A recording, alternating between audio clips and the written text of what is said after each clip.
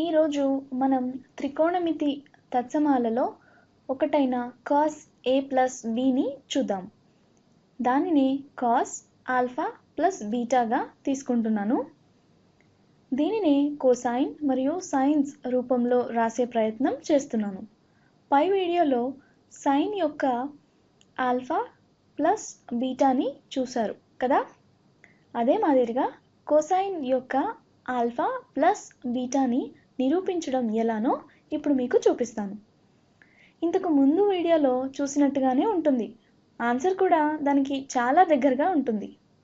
ఇది నిరూపించిన తర్వాత మీకు sine alpha plus beta cosine alpha plus బీటాకు చాలా దగ్గర పోలికలు ఉన్నాయి అనిపిస్తుంది. ఈ కోణాన్ని ఆల్ఫా అనుకోండి మరియు ఈ కోణం బీటా అనుకోండి. మనకు కోసైన్ ఆల్ఫా ప్లస్ బీటా కావాలి కదా. కాబట్టి ఈ మొత్తం కోణం ఆల్ఫా ప్లస్ బీటా అవుతుంది. అప్పుడు cosine of alpha plus beta ఏమవుతుంది? కోసైన్ అంటే ఆసన్న భుజము బై కర్ణము కదా. కాబట్టి కొసైన్ ఈజ్ ఈక్వల్ టు ఆసన్న భుజము బై కర్ణము which is equal to a by h. మరి ఈ కోణానికి ఆసన్న భుజం ఏమవుతుంది? భుజం AC కదా, ఈజ్ ఈక్వల్ టు AC. ఇది ఆసన్న భుజము బై ఇక్కడ కర్ణము అంటే ఏమిటి? AB కదా.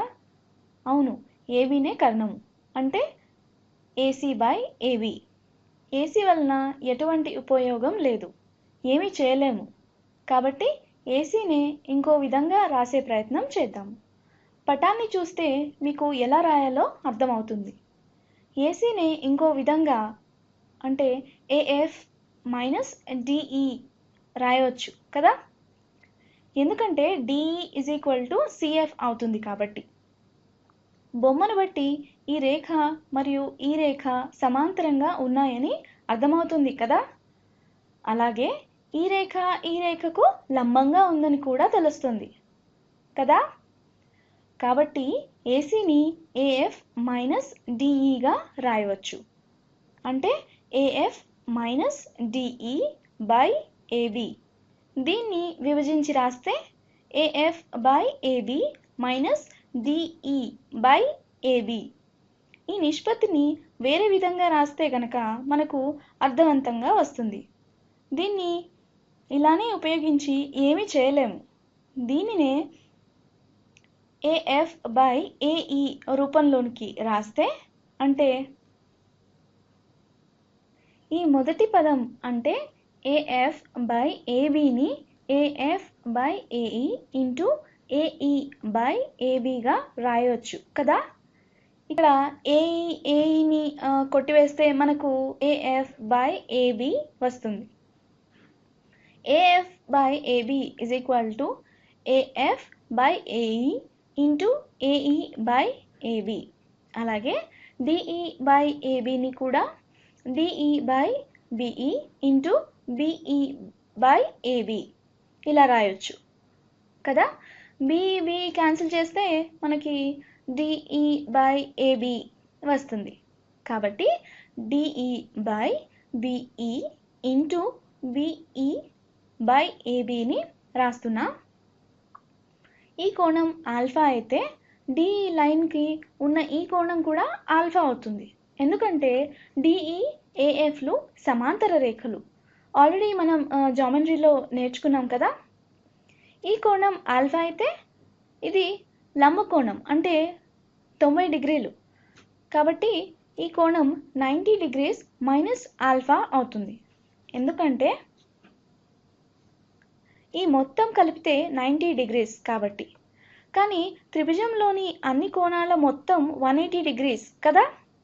అందువల్ల alpha plus 90 minus alpha plus 90 degrees is equal to 180 degrees. కాబట్టి ఈ కోణం కూడా ఆల్ఫా అవుతుంది. కాబట్టి DBE angle is equal to alpha. కాబట్టి వీటన్నిటిని ఆల్ఫా లేదా బీటాల కోసైన్ సైన్లుగా రాయవచ్చు. AF బై AEని చూస్తే మీకు ఎలా రాయవచ్చు అని అనిపిస్తుంది. AE అనేది కర్ణం అలాగే ఏఎఫ్ అనేది ఆల్ఫాకి ఆసన్న భుజం. ఆసన్న భుజం బై కర్ణం కోసైన్ అవుతుంది కదా, కాబట్టి ఇది కొసైన్ ఆల్ఫా. ఈ ఏఈ బై ఏబిని ఏ విధంగా రాయవచ్చు అంటే పైన చూసిన విధంగానే దీనిని రాసే ప్రయత్నం చేద్దాము. ఇక్కడ కనిపిస్తున్న ఈ పెద్ద లంబకోణ త్రిభుజాన్ని చూస్తే ఏఈ అనేది బీటాకి ఆసన్న భుజం మరియు ఏబి అనే కర్ణం అవుతుంది. కాబట్టి దీనిని కాస్ బీటాగా రాయవచ్చు కదా. మైనస్ డిఈ బై బిఈని ఎలా రాయవచ్చు?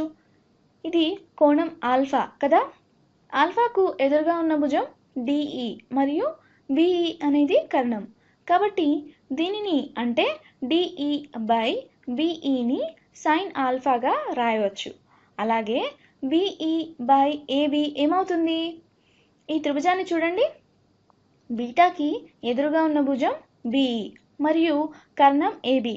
కాబట్టి దీనిని బిఈ బై ఏబిని సైన్ బీటాగా రాస్తున్నాను. మొత్తాన్ని క్లియర్గా రాస్తున్నాను.